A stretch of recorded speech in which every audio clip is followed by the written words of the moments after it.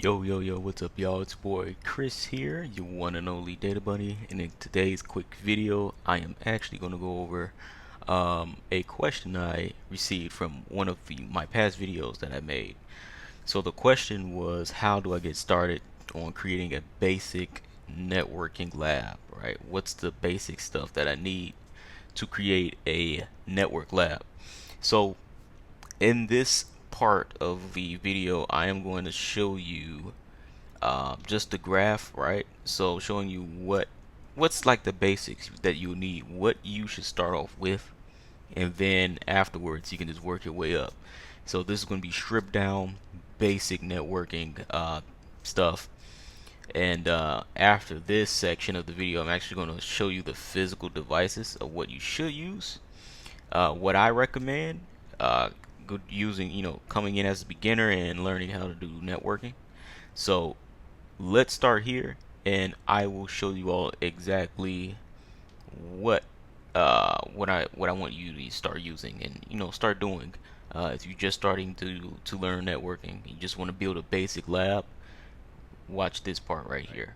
So what you would need is a router, and actually we don't need this box here. We're gonna bring up router. Okay, you will need a router, and you will need a switch. Now these here are some, let me move my face over here. These are some basic, switch icons, things of that nature. Just want to look for something that's just basic, right? So we're just going to drag this here. These are like the two main basic networking appliances that you should learn how to use.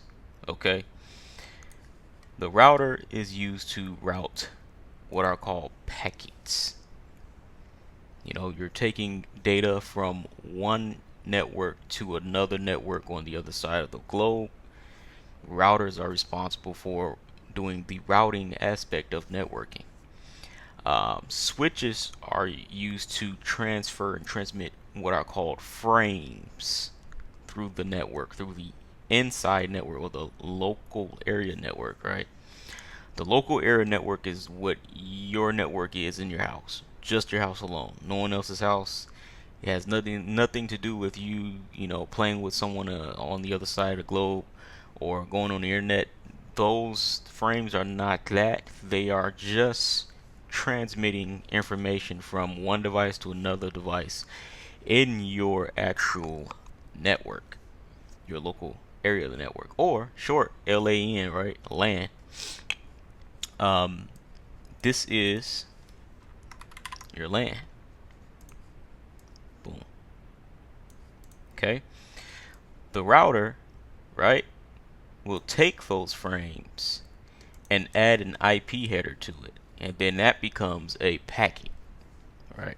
So what that will do is, now that it's that frame has turned to a packet, it is able to send that information from your LAN onto what is called the WAN, the wide area network. The wide area network, just think of it as like a big, huge network made up of many routers across the globe. So you may have in your home, if you're not too familiar with networking, Comcast, AT&T, whoever you want, right? Whoever you have, they will give you like a box. It has we call it a wireless router, or a Comcast router, or Comcast modem router, whatever it is, right? It's just one box that has internet ports in it, and then it has everything in it like Wi-Fi. It has all of that stuff, and then it plugs into like a coax cable that goes through the wall. That coax cable is actually what's getting you like the actual internet, right? That is actually giving you the service. That is connected out to the WAN. Now, these internet ports that are in the back of this wireless router, that's a switch. Just think of it as the switch. And the switch is all You know, what do a switch look like? Just think of like a box, right, with a bunch of like internet ports and just like a bunch of internet ports. What internet service providers have done is they're able to condense router, which was a separate device, and a switch, which was a separate device, into one device, and that's where you have like the Comcast white box, the AT&T box, things of that nature. This graph is actually showing you a logical representation of that setup, but they're just separate devices. But so a router is one device and a switch is one device. So that's like, you know, your small office, small office, home office network, your SOHO network they call it. But when you want to get more in the network, and you're going to be messing with like the individual devices, so you're actually going to be messing with an actual individual router and also an individual switch. So how it is done is your switch right here. I'm just going to move the LAN name over to the side here. Now your switch is going to connect to the router here.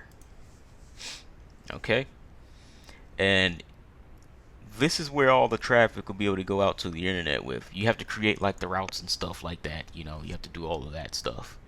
Um, but this is basically all you need. If you want a basic network, you get a router and a switch. Now, this is just a router and a switch. But what if you want to simulate, you know, packets going from one network to another, right? Let's just say it goes out to the internet and it goes to this router that's in the WAN or so, and then, you know, it goes out to another router here, and then that will simulate like another network. So it goes to the WAN, and then it goes to another network here, and it goes to someone else's local area network.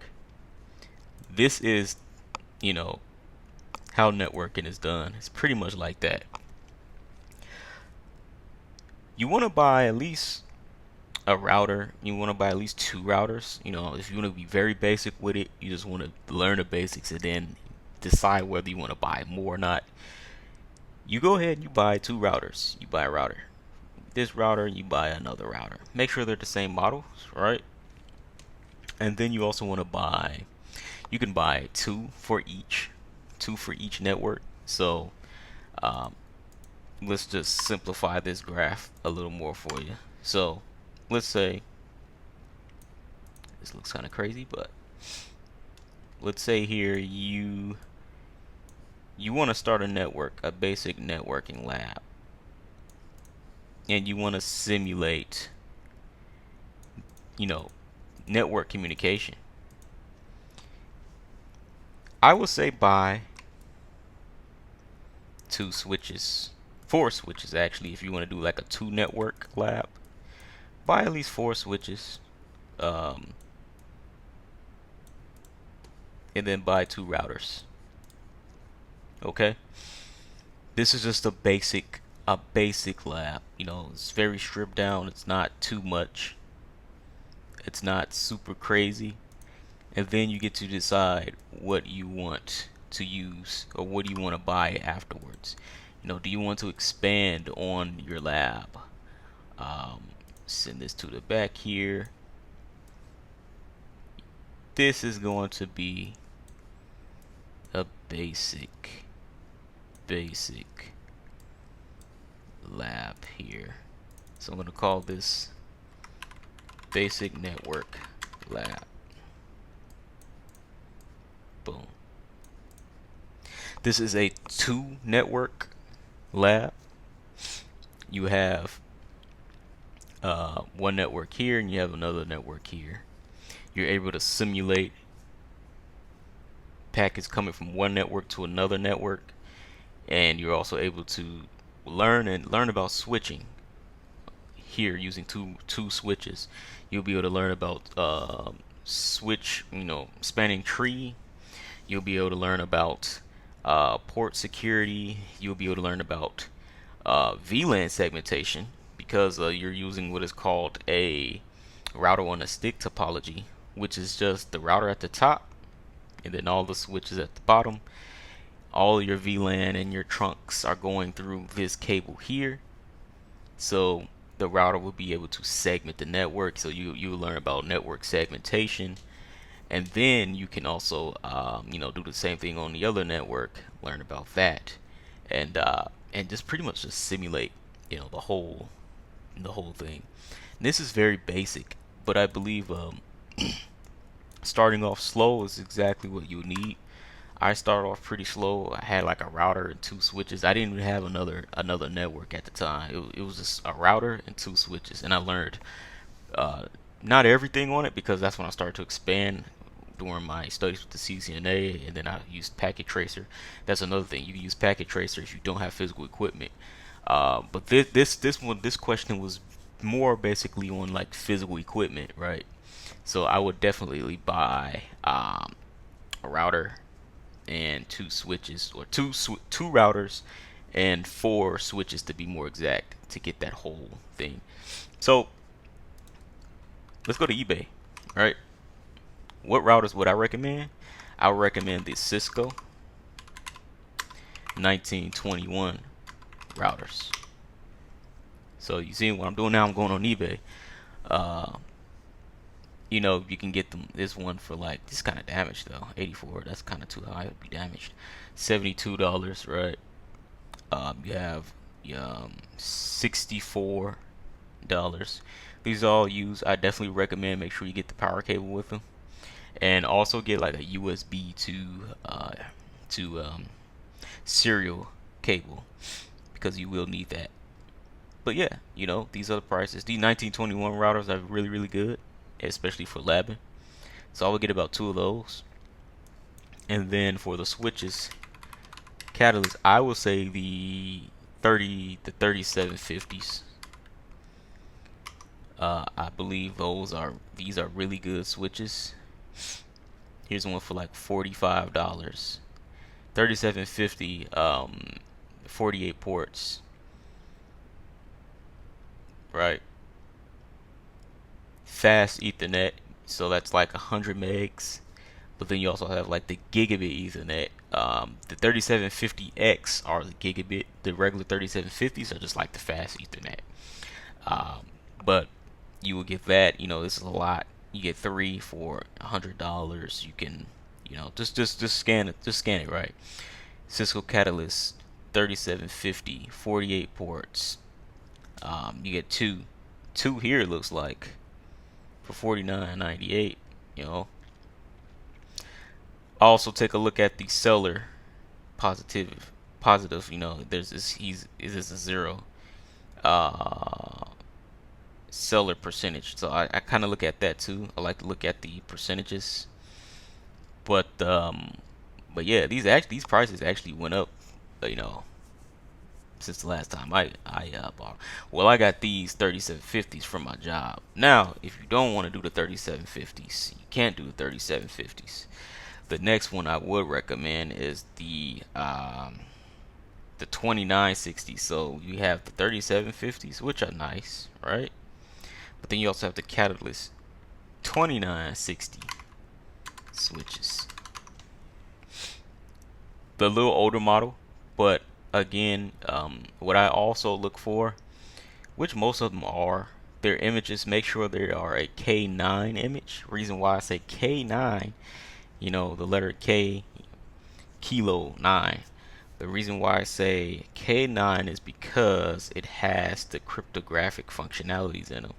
So you can generate crypto keys, and you can pretty much utilize SSH, because you're able to generate those RSA keys and able to enable SSH on them, which you will learn down the line too as well. So $39 for 2960 switch, right? Boom. Right. So yeah, definitely take a look at these. So right here, I said about four of these. So this is like what? Like, this is, pick this one, $50. This is like, alone right here is $200 right there for 4 switches. And then you can just get a router, a 1921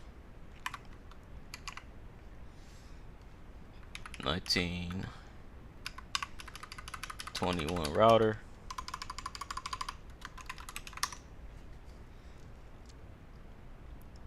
get 2 of these,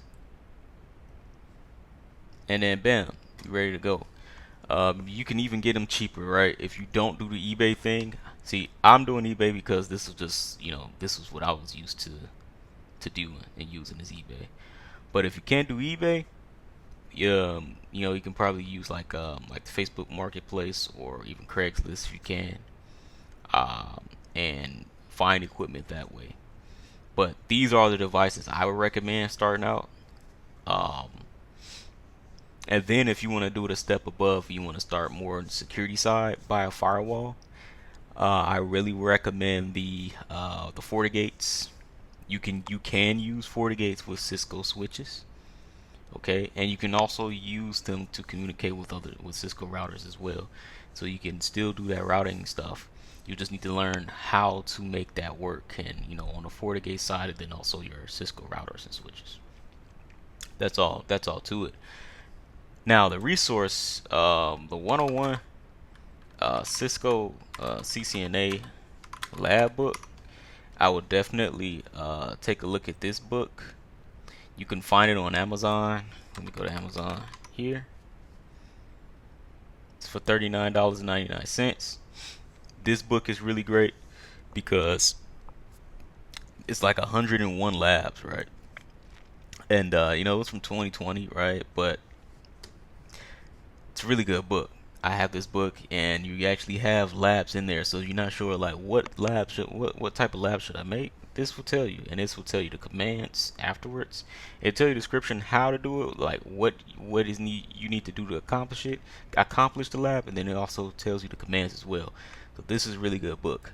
Other than that, as you start to learn how to do routing and switching, you'll start creating your own labs, which is what I used to, what I did, and what I still do is I create my own labs. I create the scenarios, the networking scenarios based on my own knowledge of learning it, and then I create my own labs that way. So you can definitely do it that way, as you start to learn more and more about it. But I hope you kept notes of those, because this is literally, what I recommend, and what I've used for my networking labs. Like, I literally didn't start with much with my network labs. I just built on top of the lab over the years. So over the years you're not paying attention to how much equipment you have. It's building on top of it over the years. So yeah, that's pretty much it. That's all I have for it. I hope you guys enjoyed the video. Please like, subscribe, and share. And yeah, happy labbing, and learn networking. I believe is learning networking is a huge part in anyone's career, and especially if you want to get more into cybersecurity. Networking will really pay dues for you. It'll really help you out. So hope you guys enjoyed the video, and I will talk to you guys later. Bye.